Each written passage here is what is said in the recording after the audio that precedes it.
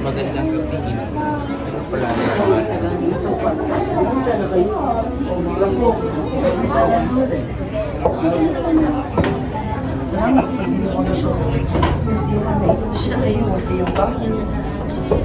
Para sa iyo, Kapitan Aloleng.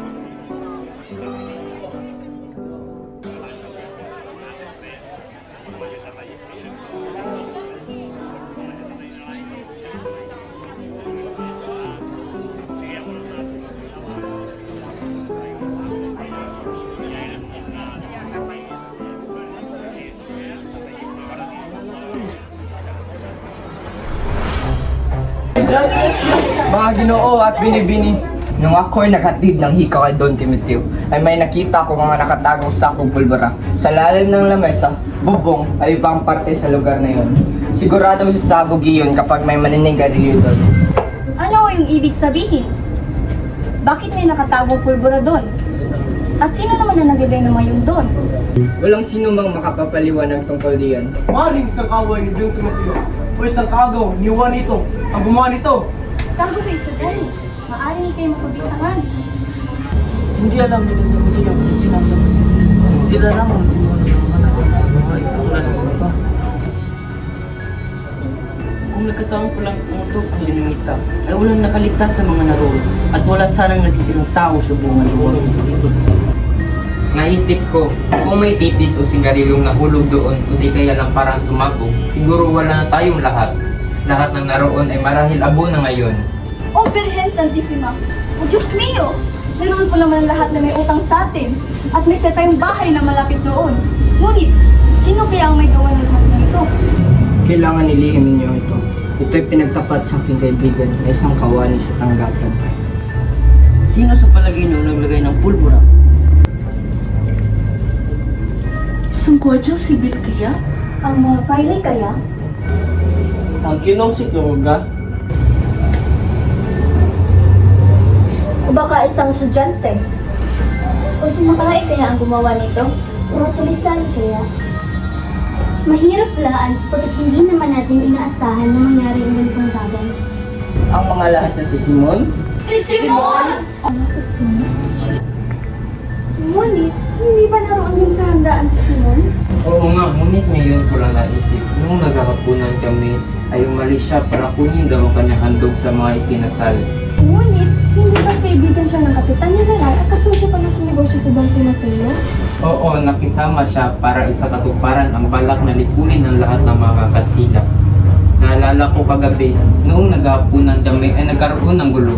Ang ilaw sa kinaroroon ng Kapitan General ay namatay. Kaya sabi, hindi kilang tao ang nagnakaw sa lamparang handog ni Simon. isang magnanakaw, tama, hindi kaya isa sa mga tauhan ng kamay na itim at tumagin sa ilog. Walang nakakilala sa kanya. May nagsasabing isang Kastila, may nagsabing isang Musika, may nagsabing Indio. Sa pamamagitan na ng parang yan, pag-aalubuhin niya ang buong mahal. Kailanman, hindi mabuti kung mananaligan ka. Marahil kung alam lang magnanakaw na yun kung ano talaga ang ngayon at makapag-isip-isip muna, ay hindi na gagawin mo ngayon.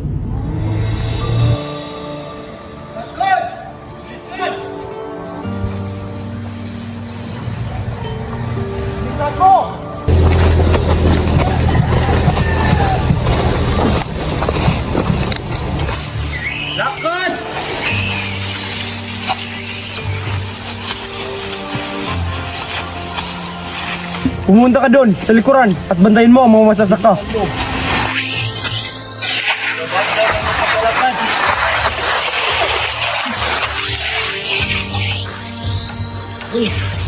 Alipasahin ang mga tulisan! Siguraduhin pahirapan niyo sila ng gusto! Ano pa ang hinihintay niyo? Pagpatuloy kayo sa inyong paglalakad! Papangawa niyo na Itigol niyo na po ito. Hindi na namin kaya magpatuloy sa paglalakad sa ilalim na nakakapasong araw. Tumayo ka! Tulong! Kumakalam ng aming mga sikmura. Napakainit at nakakauhaw.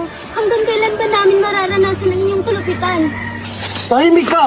Ipagpatuloy ang paglalakad! Bigyan niyo pa kami ng oras para makapahinga. Hindi na namin kaya magpatuloy sa paglalakad. Amaya! Ayos ka lang ba? Anong tinitigil niyo dyan? Tulungan niyo siya! Patayin na yan! Walang silbi! Pati paglakad hindi pa rin magawa! Amaya! Tigil niyo na po ito. Parang awa niyo na. Tumahimik ka! Bautang, tigil mo na yan. Papalakarin mo sila ng mapayapa. Hindi mo babatid na kapwa Pilipino ang inlapusta mo? Talagang bago ka nga sa trabaho nito. Na pagiging berdugo na kailangan lumatigo, pumatay at maglibing ng kahit sino mang nag-alsa sa pamalang ating sinumpaan. Oo, tama ka. Sa pamalang ating sinumpaan. Pero sa ngalan ng katarungan, Pares lang naman tayong kayumanggi ang balat. Pares lang naman tayo ng pinagsimulan. Pero bakit ganito na lamang ang aming kinagigistan sa kamay ninyong malalupit? Paano ninyo natitiis na pagmasdan ang kapwa ninyo Pilipino na magdusa? manahimik ka! Pilipino ka nga pala at Pilipino nga rin pala ako. Ngunit kailangan maging marahas din tayo kung lalambot-lambot ang mga sundalo. Tsak magpaalsa ang lahat ng tao. Trabaho lang natin ito, Carolino. Isang tabi mo yung awa. Sana'y maintindihan mo yan. May dapat magparusa at may dapat ding parusaan.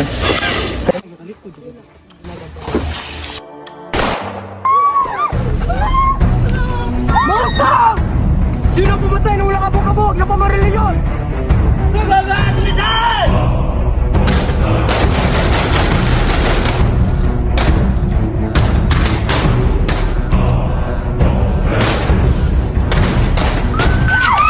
Patayin ang mga hangal na tulisan! Fuego!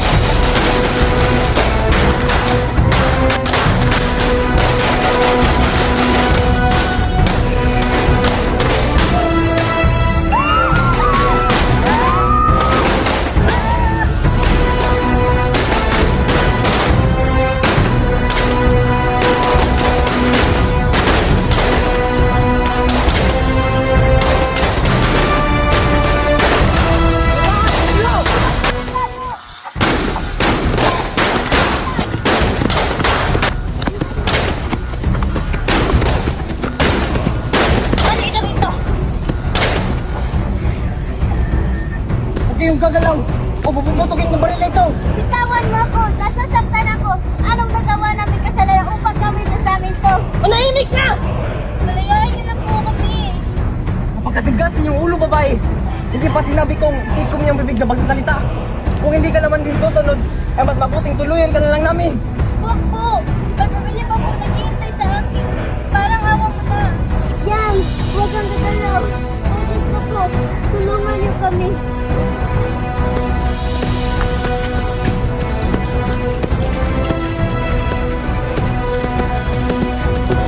Babaan niyo ang iyong mga baril. Ano yung ginagawa sa isang mga senteng tulisan? Huwag niyong inamay ang iba. Ipinapakita niyo lang kung gaano kayo kalimaw. Wala lang rin pala kayong pinagkaiba sa mga malulupit na Kastila. Ano ang karapitan mong pagsulitan ako? Hindi ba't isang walang silbing tulisan sa lamang? Walang sino man sa inyo ang maaaring lumapit sa akin. Hindi ako magdudulong isip na tuluyan ang santo.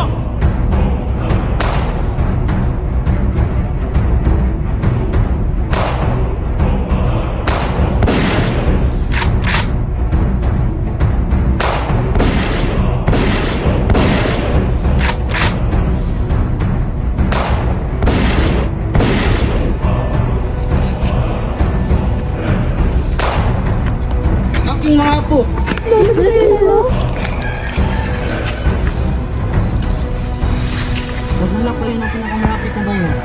maaari nating pagiging ng tulong. Maaari ba nating mailigtas yan? Ngunit, Lolo Silo, hindi maaaring iwan ka namin dito sapagkat napakadelikado naman natin ang silugan na ito. Sumama po kayo sa amin, Lolo Silo. Sabay tayo maghanap ng mga tao tutulong sa atin. Mauna na kayo at susunod ako. Lolo Silo! Alis na! Ngunit Lolo Selo, Alis na kayo!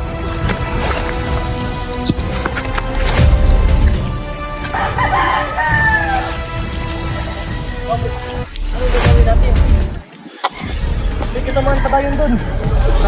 Saan natin?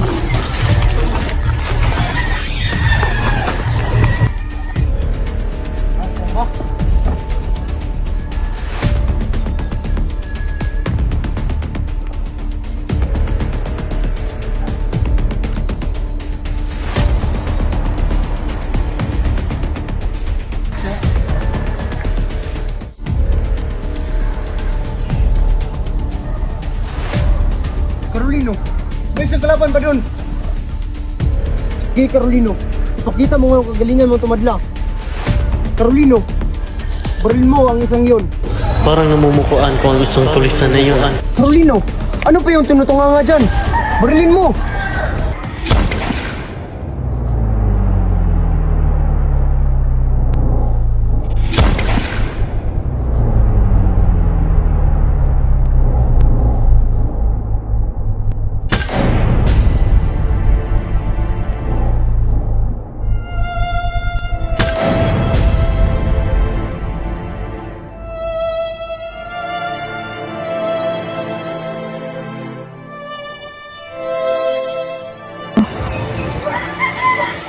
Sige Carolino, tignan mo doon kung may natitira pang nabubuhay at sumunod ka sa amin pagkatapos. Maliwanag? Pagkakasa kakabo.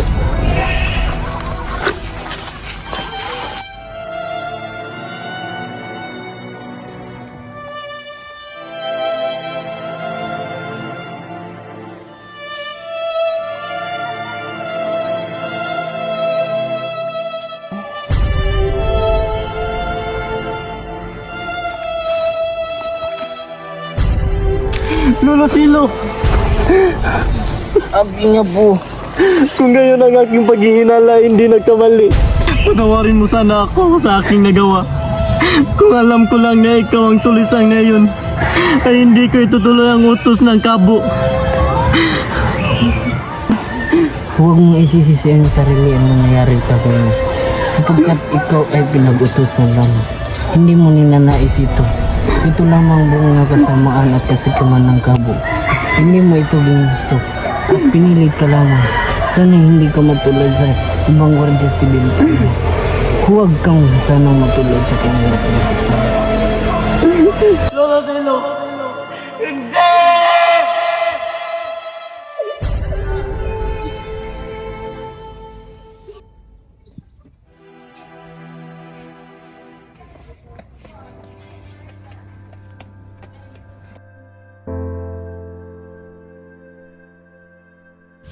Ano ba ang aking nagawa?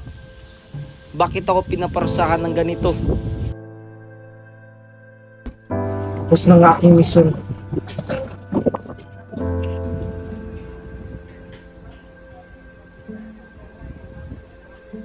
Isang lason.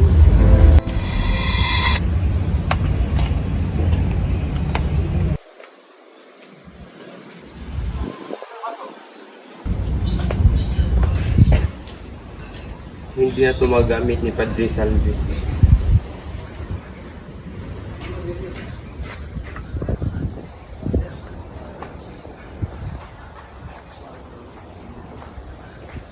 Tama.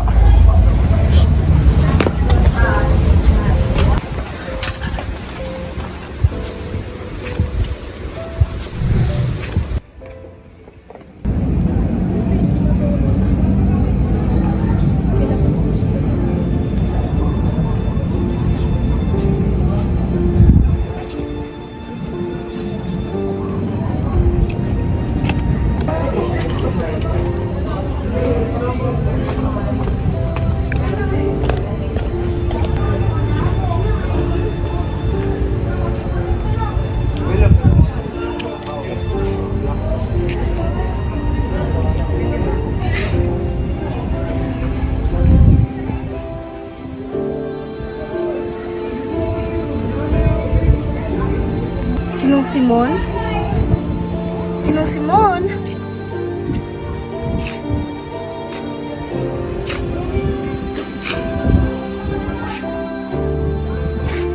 Ginong Simon! Ginong Simon! Anong nangyari? Bakit ka nakakahilata rito sa sahig? Aling Nita, wala nang saysay na ako ay mabuhay pa. Ngunit Maaari mo bang maputahin si Padre Florentino? nasusunod ko, Ginong Simon.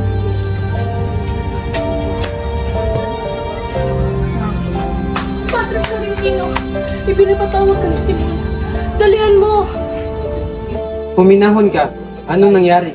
Si Ginong Simon po.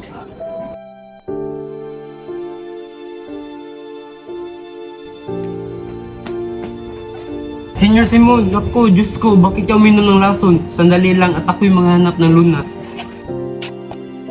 Huwag na kayong mag-alala pa. Anumang oras ay tatalab ng laso ng aking katawan. Naku, Diyos ko. Huwag na kayong matakot, Padre.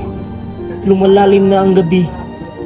Nais ko sanang ilahad sa inyo ang aking lihim bago ako yumaong. Sa mundong ito, nais ko sanang itanong kung totoong may Diyos. Kahit saan man tayo magpunta, ang Diyos ay palaging nariyan, Simon. Padre, ayaw kong mamatay na may dalang kasamaan at kasalanan. Ako si Crisostomo Ibarra na maglaon na ipinagpalagay na patay na. Noong araw, pagkatapos kong mag-aral sa Europa, ay umuwi ako rito upang pakasalan ang babaeng iniibig kong tunay na si Maria Clara. Ngunit, hindi ito natupad. Patawarin ka sana ng Diyos, anak. Alam nang hindi mo ginusto na mangyari ang mga ito, sapagkat ikaw ay nabulag lamang ng galit at pagigaganti. Kagustuhan niyang lahat ng nangyari. Hindi nagtagumpay ang iyong mga plano nang dahil sa kanya, sapagkat alam niyang hindi ito tama. Igalang natin ang kanyang kapasyahan. Palagay niyo po ba, yung Diyos ang nagkaloob ng lahat ng ito?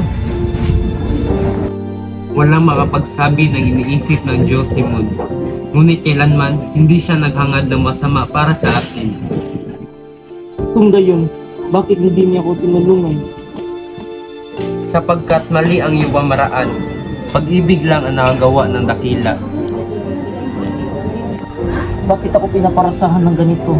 At hindi ang masamang namamahala na walang dulot, hindi kasamaan. Kailangan aluging ang lalagyan para humalimuyak ang bango. Maraming salamat, Padre. Ngayon ay payapa na ang aking kalooban. Simon! Naku, Diyos ko, Simon!